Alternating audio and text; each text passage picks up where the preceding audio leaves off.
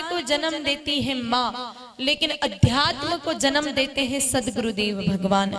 याद रखना, जिस व्यक्ति के जीवन में किसी सद्गुरुदेव भगवान का सानिध्य नहीं होता है, उसके जीवन में आध्यात्मिकता भी नहीं होती है।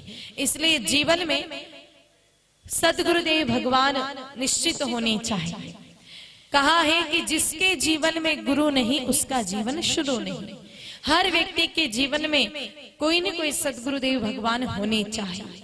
हालांकि कई सारे लोग ऐसे हैं जो गुरु सत्ता को नहीं मानते हैं, अस्वीकार करते हैं कि गुरु की कहाँ आवश्यकता है, हम तो सीधा ठाकुर जी को ही अपना गुरु जी मानते हैं। कुछ लोग पूरे दुनिया में ढिंडोरा पीटते हैं, कृष्णम वंदे जगत गुरु, कृष्णम वंदे जगत गुरु।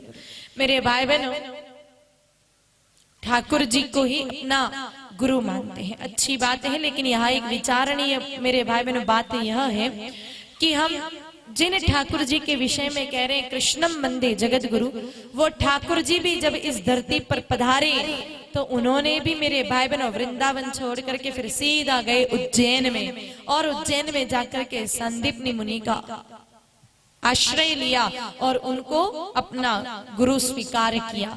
तो मेरे भाई बहनों, जब कृष्ण भगवान भी धरती पर पधारे तो उन्होंने भी गुरुदेव भगवान का सहारा लिया। हम कृष्ण भगवान को गुरु जी मानते हैं तो फिर उनकी बातों का भी तो अनुसरण हमें करना चाहिए। तो उन्होंने भी तो गुरु जी का सहारा लिया धरती पर आके, जबकि वो तो पूर्ण अवतार थे, उनको गुरु की कहाँ आवश्यकता थी। प्रभु श्री राम मेरे भाई बहनों जो सारे जगत के पिता हैं, उन्होंने भी तो धरती पर आकर के वशिष्ठ जी महाराज को अपना गुरु बनाया था।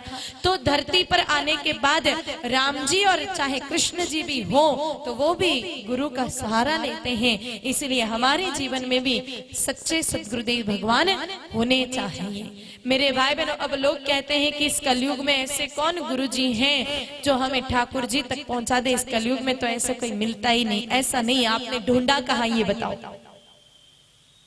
जब आपका समर्पण पूर्ण है, जब आपका त्याग पूर्ण है और अपने गुरुदेव भगवान के प्रति आपकी निष्ठा अपार है, आप अपने गुरुदेव भगवान की तलाश में हैं, तो आप गौ माता से प्रार्थना कीजिए कि हे माँ, हमें एक ऐसे गुरु से मिला दीजिए जो हमें आपकी सेवा का ज्ञान दे सके और ठाकुर जी की तरफ हम कैसे बढ़ सके, हम भक्ति के मार्ग में कैसे बढ़ सके, ये हमें बता सके। आप गौ माता से प्रार्थना कीजिए तो निश्चित मेरे भाई बहनों गौ माता आपकी प्रार्थना सुनेगी। हमारी सुनी है तो आपकी भी अवश्य सुनेगी। और मेरे भाई बहनों, निश्चित आपके जीवन में ऐसे सद्गुरुदेव भगवान गौ माता की कृपा से आएंगे जो आपके जीवन के रंग को और जीवन जीने के ढंग को दोनों को पूरी तरह से परिवर्तित कर देंगे। क्योंकि मेरे भाई बहनों, इस संसार में जिनके गुरु नहीं है ना, वो लोग अनाथ हैं। अनाथ जानते हो, जिनके आगे पीछे कोई नहीं होता है। तो गुरु के बिना तो जीवन अनाथों जैसा ही है।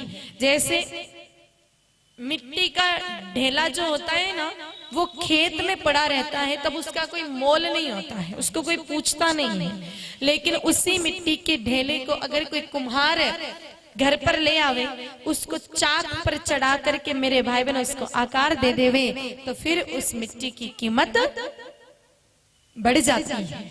तो बिना सद्गुरुदेव भगवान की कृपा के हमारा जो जीवन है वो मिट्टी के ढेले के समान है, जिसका कोई मोल नहीं है।